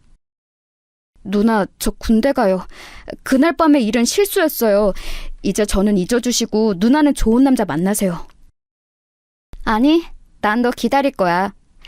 영호야, 제대하면 우리 같이 살자. 미안해요. 기다리지 마세요. 3년이나 누나를 외롭게 만들 수 없어요. 저는 눈물을 흘리며 그를 군대로 보냈고 한 달이 지나자 저는 임신했다는 사실을 깨닫게 되었습니다. 그 사람은 제 인생의 첫 남자였기 때문에 아이 역시 그의 아이임에 틀림이 없었습니다. 저는 사랑하는 남자의 아이를 가졌기 때문에 후회도 없었고 기쁜 마음뿐이었습니다. 당장 군대에 있는 그 사람에게 편지를 썼습니다. 영호야, 잘 지내고 있지? 그날 밤의 결실로 내 뱃속에 아이가 생겼어. 아직 너 제대하려면 2년 반이나 남았지만 난 너만 기다릴 테니까 제대하면 우리 결혼하자. 대충 이런 내용의 편지를 그리움을 담아 길게 썼던 기억이 나네요. 하지만 영호 씨로부터 답장은 오지 않았고 그 사이에 저는 아기를 낳아 기르며 그 사람을 기다리고 있었습니다. 그러나 3년이 지난 후 영호 씨는 제대를 하고도 제 앞에 나타나지 않았습니다. 저는 가라오케 주점 일도 제쳐둔 채 그 사람을 찾아 돌아다녔습니다. 아기는 그동안 가라오케 주점 사장님께 맡기고는 미친 여자처럼 아이 아빠를 찾아 그 사람의 학교도 찾아가 보고 영호 씨의 과 친구들에게 물어서 대전에 있는 영호 씨의 본가에까지 찾아갔습니다. 사전에 약속도 없이 모르는 여자가 아들을 찾자 그의 부모님은 적잖게 놀란 눈치였습니다. 당황한 그의 아버지가 저에게 물었습니다. 아가씨는 누군가? 누군데 영호를 찾아? 저는 서울에 있을 때 영호 씨와 사귀던 여자예요. 영호 씨가 군대 가기 전에 저와 하룻밤을 보냈고 그 사이에 아기가 있습니다. 아들이에요. 아니, 우리 애가 그럴 애가 아닌데 아가씨가 잘못한 거 아니에요? 내가 아가씨 말을 어떻게 믿어? 설령 아가씨가 애를 낳았더라도 그 애가 우리 영호 애기라고 내가 어떻게 믿겠어? 우리 영호 행실 바른 아이야. 그러니까 영호 찾을 생각하지 마요. 그의 어머니가 단호하게 말씀하셨습니다. 저는 이렇게 꺼내고 싶진 않았지만 가지고 다니던 우리 아들의 사진을 꺼내 그의 부모님께 보여주었습니다. 그 사진을 본 부모님은 기가 막히셨는지 말문이 턱 막혀버리신 듯 했습니다. 그도 그럴 것이 제 아들과 영호 씨는 누가 봐도 딱 부자지간이라 말할 수 있을 정도로 똑 닮았거든요. 이건 내가 뭐라고 할 수가 없겠네. 우리 영호 어릴 적 사진이랑 너무 똑같아. 그런데 아가씨 어떡하지? 우리 영호는 지금 집에 없는데. 그의 어머니의 말은 제게 청천벽력 같은 충격이었습니다. 저는 이 말도 안 되는 소식에 다리 힘이 풀려 그 자리에 스르르 주저앉았습니다. 어디로 갔나요? 저 영호 씨 꼭 만나야 돼요. 제대하면 만나기로 약속했단 말이에요. 그 사람 어디 갔어요? 제 눈에서 하염없이 눈물이 흘러나왔습니다. 그런 저의 초췌한 모습을 보던 영호 씨의 아버지는 측은한 마음을 느껴서인지 제 거취를 물어보셨습니다. 우리 영호 중국으로 유학 갔어. 2년 후에나 돌아올 텐데 그동안 지낼 곳은 있나? 학생도 아닌 것 같고 나이도 지긋한 처자 같은데 설마 집도 없겠어요? 설마 당신 이 여자 같이 끼고 살 생각은 아니겠죠? 아니 그래도 우리 손주 낳은 애잖아. 인도적으로도 우리가 거둬야지. 우리 영호 핏줄이면 우리 핏줄인데. 아버님, 정말 그렇게 해도 될까요? 저는 부모님도 없고 이 세상에 오직 저 혼자뿐이거든요. 의지할 수 있는 어른이 필요해요. 우리 아기를 위해서도 할아버지 할머니의 애정이 필요하고요. 제가 여기 들어와서 살아도 될까요? 저는 최대한 불쌍한 척을 해야 했기에 멀쩡히 살아있는 부모님을 없다고 속이고 저를 고아로 만들었습니다. 지금에서는 그 말을 후회하지만 그때는 다른 방법이 없어 보였습니다. 제 부모님은 제가 서울로 도망친 후 한 번도 내려가지도 않고 두 분도 저를 찾지 않았으니 이미 죽은 사람들이나 다름없었고 저는 그만큼 절박한 상황이었으니까요. 결국 영호 씨의 부모님은 저에게 대전의 본가로 내려오라고 하셨고 영호 씨가 쓰던 방을 제가 살 수 있도록 내주셨습니다. 저는 그 길로 서울로 올라가 가라오케 주점 사장님과 눈물의 이별을 했습니다. 너 없으면 이 가라오케 주점 관리는 어떻게 하니? 너만큼 일을 잘하는 애를 찾기는 힘들 것 같은데. 그리고 영호라는 그놈 나는 별로인 것 같던데. 네가 정말 믿을 수 있는 놈이야? 언니, 저 영호 씨 사랑해요. 그 사람 마음이라도 잡으려면 그 사람 가족 곁에 있어야 해요. 갑자기 그만두게 되어서 죄송해요. 하지만 저 이번 기회를 놓칠 수 없어요. 서울에 있던 빌라를 제외한 모든 재산을 팔아서 통장에 넣어놓고 저는 얼마 안 되는 짐을 가지고 아기와 함께 영호 씨의 집으로 들어갔습니다.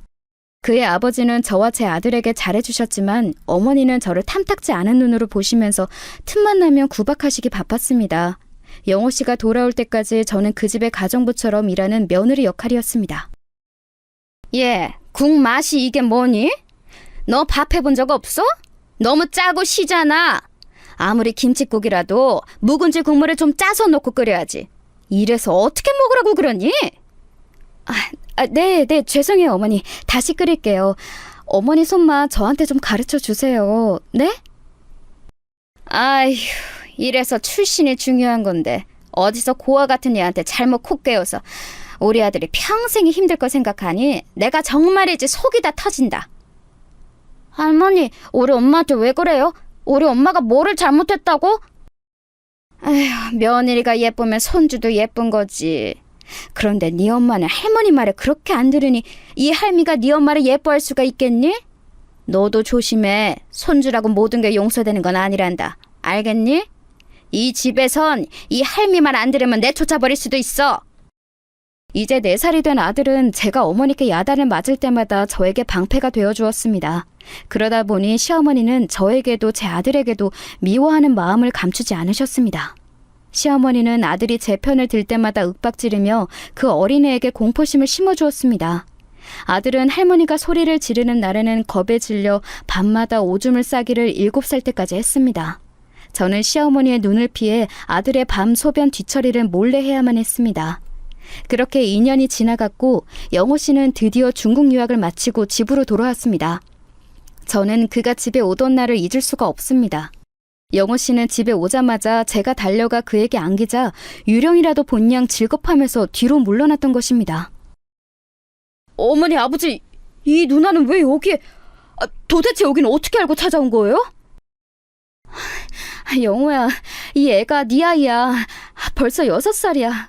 내가 편지로 말했잖아. 제대하면 결혼하자고. 이렇게 애 생겼고 이만큼 컸는데 나를 책임도 안 지려고 했니? 이 애 당신 아들이란 말이야. 아니, 그러면 우리 아들이랑 합의도 안 한 상태에서 저 애를 낳고 길렀단 말이야? 사실은 너희 둘 다 결혼 약속도 안 한 상태라는 말이니? 어쩌면 그렇게 나를 감쪽같이 속일 수가 있어? 저 불려우 같은 계집이. 그래도 이 아이는 영호 씨 애고 저는 이 사람이랑 결혼 못하면 죽어버릴 거예요. 저는 어떻게든 이 집안에 매달려 했으므로 시아버지에게 매달렸고 마음이 약하신 아버님은 시어머니와 영호 씨를 설득시켜 그해 가을에 저는 영호 씨와 꿈에 그리던 결혼식을 올렸습니다. 이젠 법적인 부부가 되었고 아들도 많이 커서 유치원에 보내면 되었기에 저는 시댁에서 분가하여 서울에 집을 얻어 남편과 아들 세 식구만의 생활을 만끽하였습니다. 그러나 남편은 처음부터 저에게 깊은 사랑의 감정이 없었습니다. 그 때문에 남편은 대학의 남은 학기를 마치고 취직을 할 때까지 피임을 하자면서 본인이 정관수술을 하겠다고 했습니다. 아직 남편의 나이도 어리고 앞으로 아기 낳을 기회는 많았으므로 저는 남편의 제안에 그러겠다고 말했습니다. 우리 아들이 12살 되던 해에 남편은 대기업 공장의 관리자로 취직을 하게 되었습니다. 그 당시에는 공대를 졸업하면 대기업의 공장 쪽으로 발령이 나는 경우들이 많았습니다. 남편은 혼자 구미로 내려가게 되었고 저는 아들과 함께 서울에서 계속 살기로 했습니다. 아이가 공부를 잘했기 때문에 곧 들어가게 될 중학교를 시골로 내려가고 싶지 않아서였습니다. 다행히 남편은 제 계획에 두말 없이 찬성해 주었습니다. 그러나 나중에 알게 된 이야기지만 남편은 중국에서 유학했던 당시에 사귀었던 지선이란 이름의 여자가 있었고 그녀를 한국에 돌아와서 다시 만나 저 모르게 바람을 피우고 있었던 것이었습니다. 나중에야 그 사람이 지선이와 두 집 살림을 하고 싶어서 주말 부부를 받아들였다는 사실을 알게 되었습니다. 그때 제가 느꼈던 남편에 대한 배신감은 이루 말할 수가 없었습니다. 남편은 처음 구미로 내려간 후 몇 달 동안은 주말마다 서울의 집으로 올라왔습니다. 그러나 시간이 지날수록 야근이나 회식을 핑계 삼아 점점 서울로 오는 일이 없어졌습니다. 저는 남편이 취직을 하자마자 대학에 입학하기로 마음먹고 수능 공부를 하려고 준비를 하고 있었기에 남편이 오든 말든 신경을 쓸 틈이 없었습니다. 한 달에 한 번조차도 서울집에 올라오지 않는 남편이 야속하기는 했지만 저 역시 너무 바빠서 남편이 와도 아이와 함께 놀러 간다거나 할 시간은 없었기에 참았습니다. 그동안 남편은 구미에서 공장에 다니면서 회사 사람들에게 지선이란 여자를 자기 부인이라고 소개해놓고 마치 그 여자와 결혼한 사람처럼 살았던 것입니다. 그리고 남편은 지선이와 사실혼 관계처럼 살기 위해서 거의 지방에 있는 회사 지사로만 돌아다니면서 저에게는 한 달에 한 번씩 꼬박꼬박 아이의 학비와 생활비만 보내주었습니다. 저는 한 해 재수를 해서 2년이 지나 대학에 들어갔습니다. 처음 가고 싶었던 법과대학은 아니었지만 서울에 있는 대학의 회계학과를 들어가게 되었습니다. 처음 경험해보는 대학 생활은 저에게 신세계를 알게 해주었습니다. 공부도 열심히 했고 나이 차이가 거의 10년이나 나는 새내기들과 어울려 술도 마시고 개강 파티도 하는 등 젊을 때 누리지 못했던 자유를 마음껏 누리고 다녔습니다. 만약 남편과 주말 부부가 아니었다면 저는 대학을 갈 생각도 못했을 것입니다. 그렇게 4년의 세월이 흘렀고 어느덧 제 아들은 고등학교에 입학했습니다. 아이는 늦은 사춘기가 왔는지 같이 사는 저조차도 얼굴을 못 볼 때가 많았고 학교에서 워낙 늦게 왔기 때문에 집에서는 잠만 자고 다시 학교로 가는 수험생 같은 생활을 계속했습니다. 저는 회계학과를 졸업하고 회계사 사무소에 취직을 했습니다. 남편은 여전히 지방으로만 일자리를 구해 돌아다니며 서울에 와서 살림을 합치겠다는 소리를 하지 않았습니다. 그런 남편을 보던 어느 날 의심스러운 생각이 들어서 겨우 집에 하러 온 남편에게 물었습니다. 당신 이제 아예 둘째 가질 생각은 하지도 않아? 난 아직 40대도 안 됐고 당신도 정관수술한 거 풀면 우리 둘째하게 가질 수 있는데 아직 늦지 않았잖아. 아이 갖는 거 한번 생각해봐. 아니야. 이제 와서 또 무슨 애를 가져. 그럴 만큼 나 당신하고 돈독한 것도 아니고. 사실 내가 오늘 온 이유는 내 짐을 다 가져가라고 해서 온 거야. 그게 무슨 소리야? 이젠 주말 부부조차 하기 싫다는 거야? 우리 아들 대학 가면 내가 당신이 있는 곳으로 내려갈게. 그럼 우리 같이 살 수 있잖아. 당신 설마 다른 여자 생겼어? 알고 있었어? 당신한텐 미안하게 생각해. 하지만 난 당신보다 그 여자가 더 좋아. 애를 가질 수 없어도 좋다고 했고 그 여자는 나를 믿고 따라줘. 그리고 당신과의 첫 만남이 나에겐 원해서 했던 것도 아니고 아들이 생겨서 결혼한 거나 마찬가지 아니야? 이제 애도 거의 다 컸고 하니까 우리 갈라서자. 그게 무슨 소리야? 이제껏 나를 속인 거야? 싫어. 나 절대로 이혼 못해. 내 눈에 흙이 들어가기 전까진 당신은 나 못 벗어나. 그날 처음으로 남편은 제 뺨을 때렸습니다. 그러면서 저한테 거머리 같은 여자라고 욕하고 소리를 질렀습니다. 저는 너무 어이가 없고 믿을 수가 없는 남편의 돌발 행동에 쇼크를 받아 정신을 잃었습니다.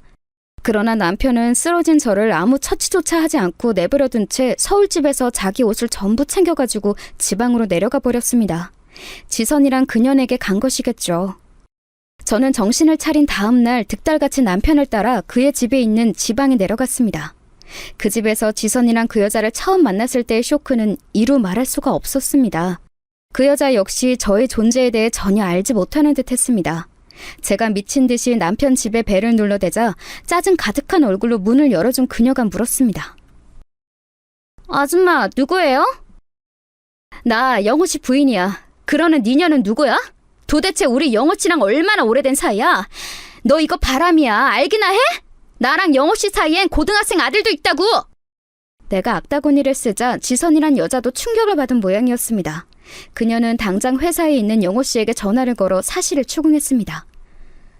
자기야, 지금 이상한 여자 하나가 와서 나한테 환양년이라고 하고 자기가 본처라는데 이게 뭐야? 당신 그래서 계속 혼인신고 미루자고 하던 거였어? 쿨한 부부관계에 호적 정리가 필요 없다며. 난 당신이 쿨한 사람이라 그런 줄 알았어. 이게 무슨 일이야? 뭐라고? 아니 그 여자가 왜 우리 집에 와? 알았어 자기야, 내가 금방 가서 그 여자 쫓아내줄게. 기다려. 여러분, 이런 상황이 이해가 가시나요? 세상에 적반하장도 이런 적반하장이 어디에 있겠습니까? 누가 뭐래도 호적상 제가 확실한 본처이고 지선이란 여는 상간녀인데도 불구하고 결국 그 집에서 쫓겨난 것은 저였습니다.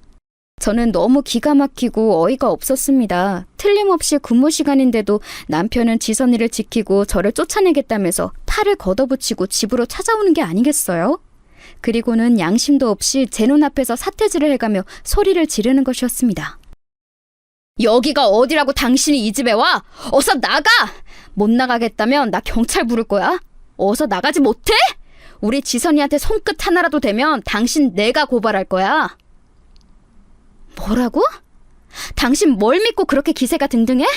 내가 본처야. 저녀는 상간녀라고. 이쯤 되면 미안하다는 말이라도 한 번 해야 하지 않아? 미안한 거랑은 별개지. 내가 당신 존재 자체를 지선이한테 숨긴 이유가 뭔지 알아? 사실을 알면 당신 성격에 지선이 해코지하러 올까봐 그랬던 거야. 지금처럼. 그러니 썩 나가. 그리고 다신 찾아오지 마. 내가 이혼서를 보낼 때까지 우리 만나지 말자. 웃기지 마. 내가 여기서 나가도 당신이랑 이혼은 절대 안 해줘. 그것만은 용서 못해. 나와 우리 아들을 두고 잘못한 사람도 당신이야. 그러니 내가 죽어도 전현이랑 혼인신고하는 꼴은 못 봐. 살면서 한 번도 저에게는 보여주지 않았던 남편의 지선이를 향한 살갑고도 저에 대한 가혹한 행동에 저는 두 손을 들고 순순히 그 집을 나올 수밖에 없었습니다. 남편에게 힘으로 붙들려 그 집을 나오면서 저는 눈이 퉁퉁 붓도록 울었습니다. 남편을 믿고 살아온 날들이 너무 억울했고 남편이 한없이 미워서 견딜 수가 없었습니다. 저는 그 집에서 쫓겨나오면서 남편이 무슨 짓을 하든지 절대 이혼만은 동의하지 않겠다고 다시 한번 결심했습니다. 집에 돌아와서 저는 아들을 불러놓고 그날 낮에 남편에게 당한 일을 전부 말해주고 울면서 아들을 끌어안았습니다. 아들, 이제 너한테 아버지는 없는 거야. 난 절대 네 아버지랑 이혼은 하지 않을 거지만 아버진 다시 이 집을 찾아오지 않을 거야. 미안하다. 엄마 때문에. 괜찮아, 엄마. 나 그 사람이 아버지라는 걸 실감 못하고 살았어. 있던 없던 별로 나한테는 상관없어. 그것보다 난 엄마만 옆에 있으면 돼. 이런 일이 있다고 실망하지 말고 우리 둘이서라도 잘 살아가면 돼요, 엄마. 아들은 제 말을 듣고는 오히려 저를 위로해주는 것이 아니겠어요? 언제 이만큼 컸는지 그 애가 너무 든든하고 의지가 되는 것이었습니다. 그 후로 저는 아들과 강북에서 강남으로 이사를 갔고 남편이 줄기차게 보내는 전화, 문자와 내용 증명 등을 싹 무시하기로 마음먹었습니다. 그렇게 남편은 제 안에서 가슴 한쪽에 상처로 남아있는 사람이 되었습니다. 잊으려고 노력했어도 잊혀지지 않고 그렇다고 완전히 무시해버릴 수도 없는 딱 그런 무게의 사람이 되었습니다. 그렇게 세월은 흘렀고 10년 전에 저는 남편의 부고장을 받았습니다. 남편은 저를 버리고 두 집 살림을 했었던 그 지선이란 여자와 나란히 집에서 극단적 선택을 했다고 그의 부모님이 말하더군요. 남편의 어머니는 그제서야 저에게 미안했는지 전화를 해서 제게 사과를 하시더라고요. 미안하다. 그 지선이란 여자를 믿는 게 아니었어. 내가 너한테 못할 짓을 많이 했다. 미안하다. 우리 영호가 그 지선이란 요망한 것을 만나지 않고 너랑 잘 살게 놔뒀어야 하는 건데. 아니요, 어머니, 됐어요. 저는 남편이 저와 아들을 버리고 그 여자를 선택한 것만 후회했으면 더 바랄 게 없습니다. 어머니까지 제게 사과하실 필요 없으세요. 그럼 잘 지내세요. 그 사람이 죽었으니 이제 더 이상 만날 일도 없겠네요. 그렇게 말하고 제가 전화를 끊으려고 한 순간 어머니는 저에게 터져나오듯 마지막 진실을 말씀하셨습니다. 잠깐만! 그 애가 죽기 전까지 가지고 있던 일기장을 너한테 유품으로 남겼어. 그러니 그 애의 마지막 유언이라 생각하고 그걸 가져가주면 안 될까? 비참하게 죽어갔던 그 애의 마지막 소원이었어. 그러니 꼭 빠른 시일 내로 대전집으로 와서 이 일기장 가져가렴. 아니요, 저 그 물건 안 받겠습니다. 그 사람이 남긴 건 뭐가 됐든 이제 제게 의미가 없어요. 남편의 유품은 어떻게 처리하든 어머니 마음대로 하세요. 저는 이 말을 끝으로 어머니의 전화를 끊었습니다. 비록 별거하며 남처럼 살았지만 남편의 죽음은 제게 큰 충격이었습니다. 남편을 사랑한 시절이 있었기에 그 때문에 눈물을 흘렸지만 시어머니 앞에서는 애써 덤덤한 척했습니다. 별거를 10년째 하고 있는 남편의 죽음으로 제가 슬퍼하고 있다는 것을 알리기도 싫었고 제가 마음 약해진 틈을 타서 사별한 남편의 가족으로서 저와 제 아들과 어떻게든 연결되려는 시어머니의 속셈이 보였기 때문이었습니다. 그 후에도 남편의 어머니는 제게 몇 번 전화를 더 했었지만 저는 그 전화를 받지 않았고 제 냉정한 태도에 지친 것인지 그 뒤로는 제게 연락 한 번도 하지 않으셨습니다. 남편의 부고 소식을 들은 지 며칠 후 저에게는 소포가 하나 왔습니다. 작은 상자 안에는 시어머니가 보낸 것 같은 남편의 일기장이 들어있었지만 그 당시에는 아직 남편을 용서할 수 없었기에 저는 그 내용을 보지도 않고 벽장 속 깊은 곳에 처박아 두었습니다. 그렇게 남편을 보내고 그 사실을 잊어버릴 만큼 평온했던 일상이 하루하루 흘러가던 어느 날 저에게 모르는 번호로 전화가 온 것이었습니다. 저는 처음엔 스팸 전화인 줄 알고 전화를 받지 않았는데 같은 번호로 여러 번 전화가 오자 무슨 급한 사정이 있나 하고 전화를 받아보았습니다. 여보세요? 누구신데 몇 번씩 전화를 하세요? 안녕하세요. 저는 경찰입니다. 다름이 아니라 길에서 어떤 할머니가 자동차 사고로 돌아가셨는데 가족이 없으셔서 전화드렸습니다. 그분 핸드폰에서 단축번호 1번이 아주머니로 되어 있으시더라고요. 그게 무슨 말씀이세요? 저는 아는 사람 중에 할머니가 없는데요. 그 할머니 혼자 사시던 분이셨다는데요. 수소문을 해봐도 시신을 인도하러 오는 가족이 없어서 아주머니께 실례를 무릅쓰고 연락드렸어요. 혹시 아주머니가 할머니와 무슨 관계이신지 알 수 있을까요? 제 친정어머니는 작년에 암으로 돌아가셨거든요. 그래서 제가 아는 할머니 또래의 여자는 없었는데 그 경찰은 일단 그쪽으로 내려와 보라면서 대전에 제 남편 본가 근처의 주소를 불러주는 것이었습니다. 그제야 제 시어머니가 생각난 저는 부랴부랴 경찰에 알려준 주소로 향했습니다. 할머니가 혼자서 밖으로 나오셨다가 변을 당하신 것 같았습니다. 할머니의 신원 확인을 해보니 아들은 10년 전에 돌아가시고 아주머니가 며느리로 되어 있으시던데 맞습니까? 네, 맞습니다. 제가 며느리예요. 연락 주셔서 감사합니다. 제가 어머니 시신 인도하고 장례식 잘 치러드리겠습니다. 저는 경황이 없이 경찰에서 진술을 하고 시어머니가 안치된 병원 영안실로 갔습니다. 남편의 아버님은 남편이 죽은 지 몇 년 후에 암으로 돌아가셨다고 하더라고요. 어머니는 그 후 혼자서 살고 계셨는데 치매에 걸리신 후에도 돌봐주는 가족이 없어서 길거리에서 변을 당하셨다고 그 지역 사회봉사자가 말했습니다. 그의 말을 듣고 저는 아들에게 전화를 했습니다.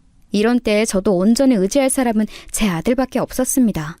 어찌됐든 제 아들은 영호 씨의 핏줄이고 시어머니에겐 하나밖에 없는 손자니까요. 아들, 너 어렸을 때 대전에서 살았을 때 우리랑 같이 살던 친할머니 있지? 그 분이 돌아가셨다고 연락이 왔어. 네가 그분 손자이니까 상주 노릇을 해야 할 것 같구나. 엄마 혼자서 장례 치르기는 힘들고 그러니 바로 내려와 주렴.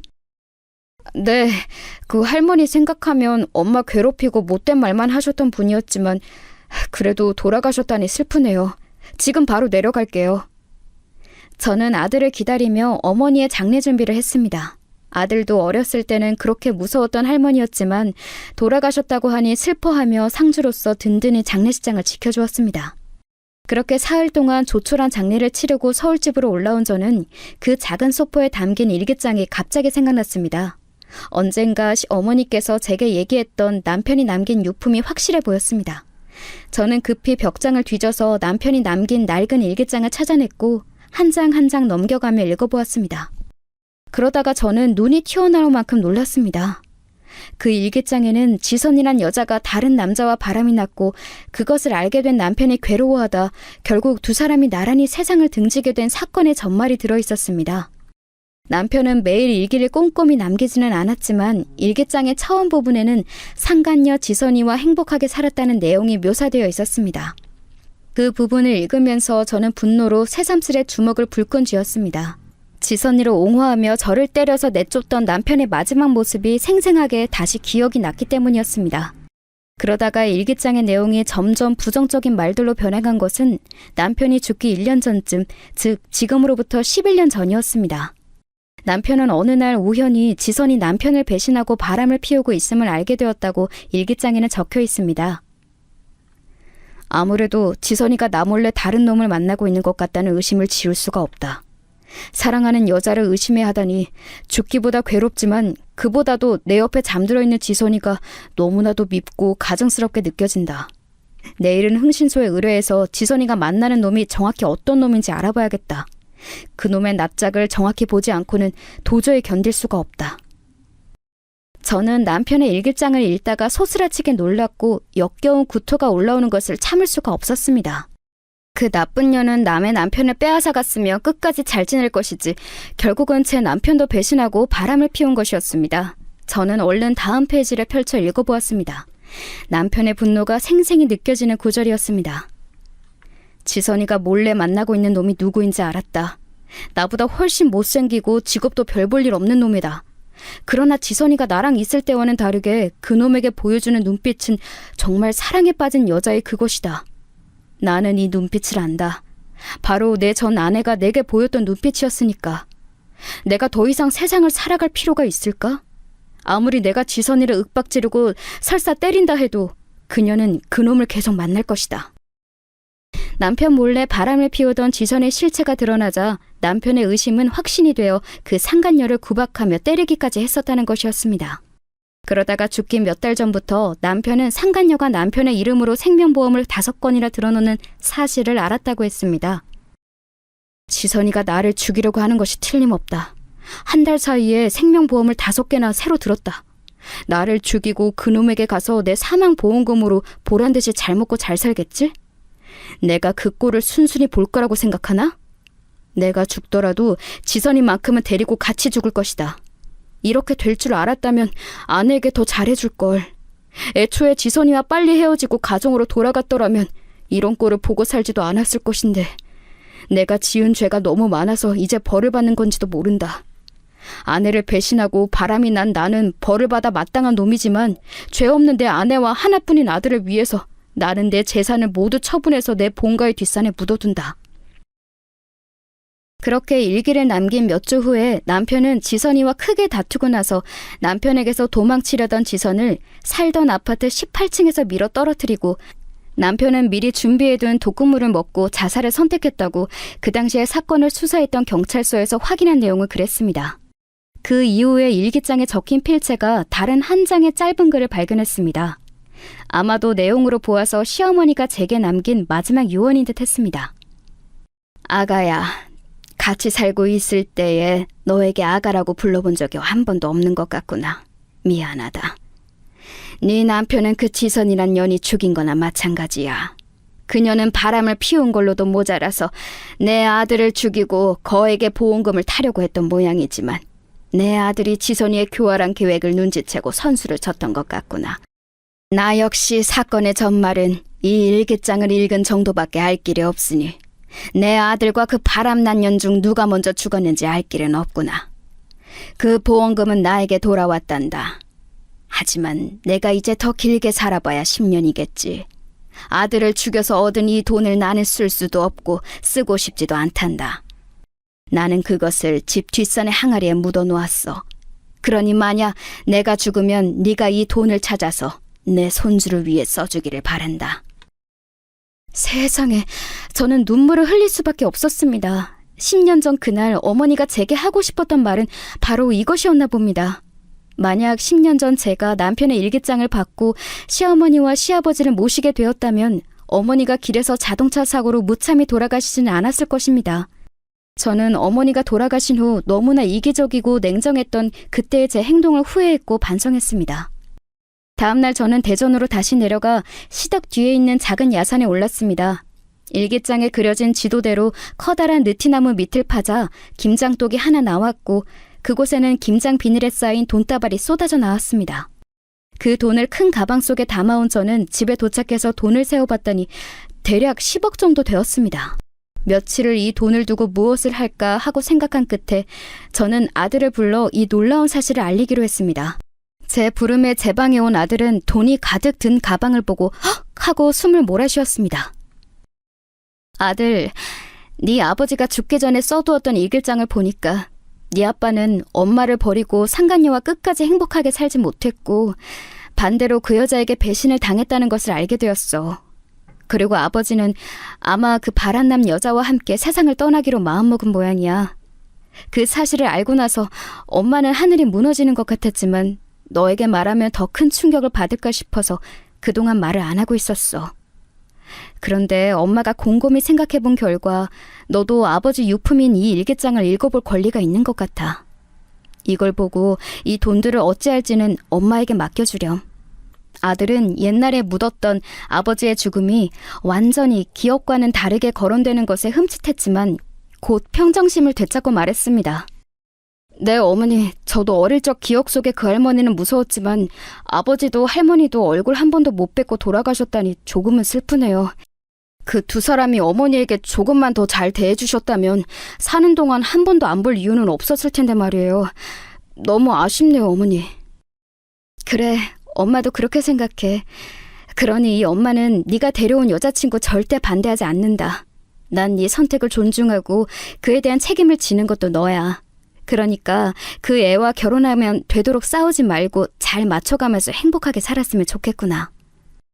네, 어머니, 말씀 명심할게요. 감사해요. 저를 계속 돌봐주시고 사랑해주신 점이요.